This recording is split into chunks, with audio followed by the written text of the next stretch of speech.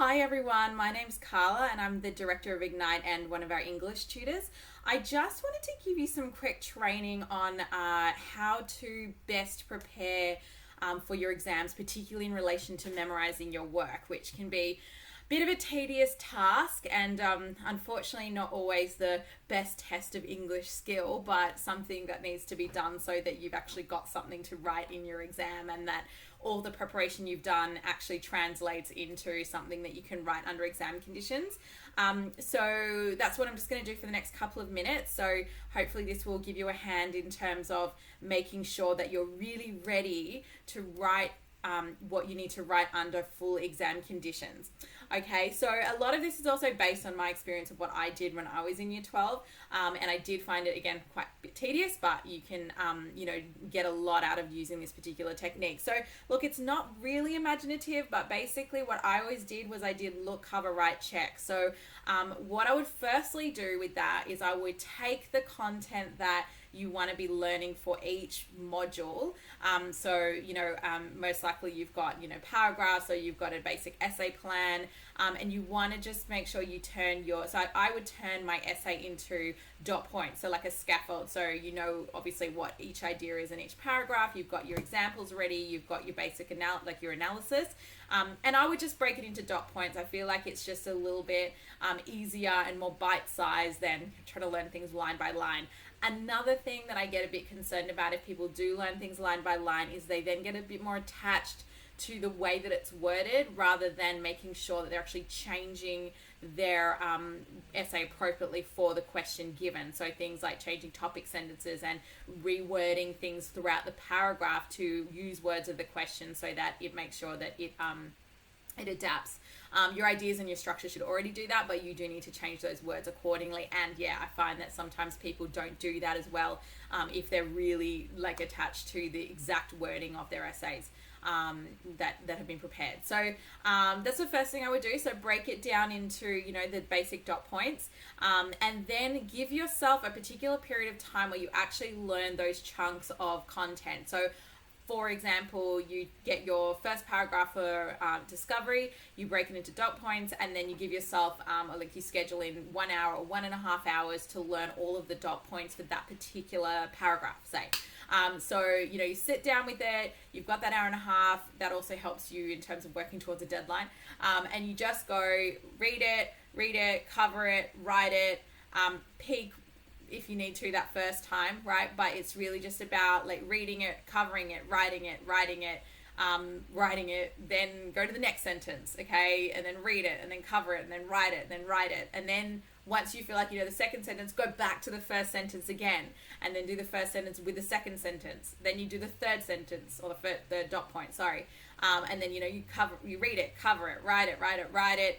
Once you know it, go back to the first sentence again. Okay, so it's just so much about a process of repetition, and going back and writing it. And the more you can do it without actually reading what's there, the better you know it. Okay, so a lot of people do things like, they think that reading it, listening to it, and I used to do that too. I would listen to it to and from school. I would listen to it going to sleep, somehow praying that it would go into my subconscious memory. I would I would read it on to and from in the train. I would listen to it and read it at the same time. But look, ultimately at the end of the day, the only thing that really got it into my head properly was sitting down and doing that work of look, cover, write, check. Okay. So once you finish that whole content, that paragraph, write the whole paragraph out, even take a new question, write the material out to a new question so that you're, learning to adapt it while you're getting it better and better learnt in your head. And then, once that's done and you come back to the next block of hour and a half that you learn the next paragraph, you can even start by, doing the previous paragraph again and then going into the next paragraph worth of dot points and so forth. Okay, so you kind of get the picture. You just got to go back to the top, and repeat. Again, like I said, it's a little bit tedious. It is a little bit time consuming depending on your memory. Mine wasn't that great, so I had to go over it a lot. But man, it got absolutely cemented in my head and I wrote some damn good essays. Okay. And I was able to really answer the question. So once you actually know the content, it's crucial, obviously, and you'll know this from everything your tutors told you as well, that you go back and you use you practice it to different questions, and then you time yourself. Now, I want to just point out a really key pitfall that I find a lot of students do, and again, I used to do this as well until I realized it was a very bad idea, which is when you think you know it, students will often, if they forget something, they'll just have a little peek. Okay, so just like, oh, look, it's just, oh, what was that one word? Like, I just have like a really quick look at that sentence or whatever. Like, then I'll just be able to keep going. But you don't get to do that in an exam. So thinking that you're not cheating somehow doing it in your practice is completely untrue.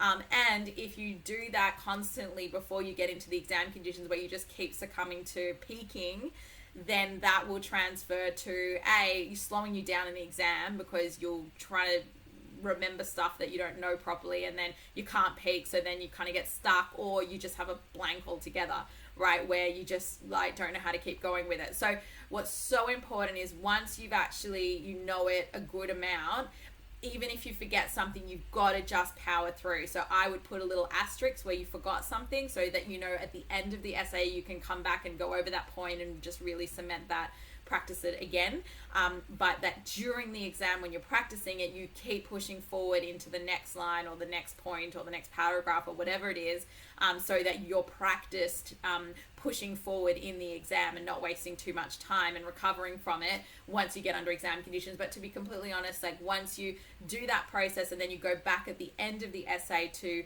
just go over that bit that you forgot, that that you blanked out on or whatever, you will know it a lot better. Whereas if you just keep peeking all the time and not really reviewing the bits you don't know, then obviously that's just going to happen in the exam, except that you don't get the luxury of being able to peek. So make sure that but towards the end of next week, particularly sort of Wednesday onwards, you are doing nothing but doing your essays under full exam conditions from memory to different questions. Okay, and like I said, if you forget something, just keep going, put an asterisk, you can come back and review it later.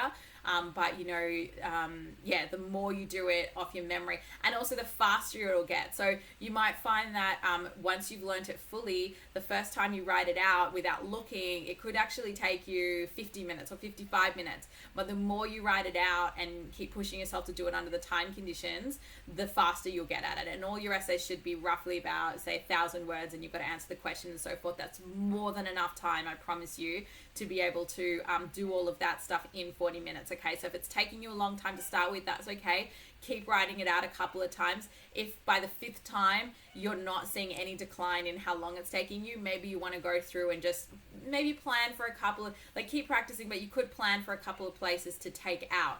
So one of the things I knew is if I got a particular sort of question in the HSC that, you know, or anything that was going to slow me down, it's always going to be preferable, always to answer the question over writing more content. So what you can do is, if you know something's might take you a little bit longer, like say if you get an extract from module B or something, then you can highlight before you go in, and ideally, so you're not cutting on the spot, just highlight a couple of sections, and you can even work on that with your tutor if you need to.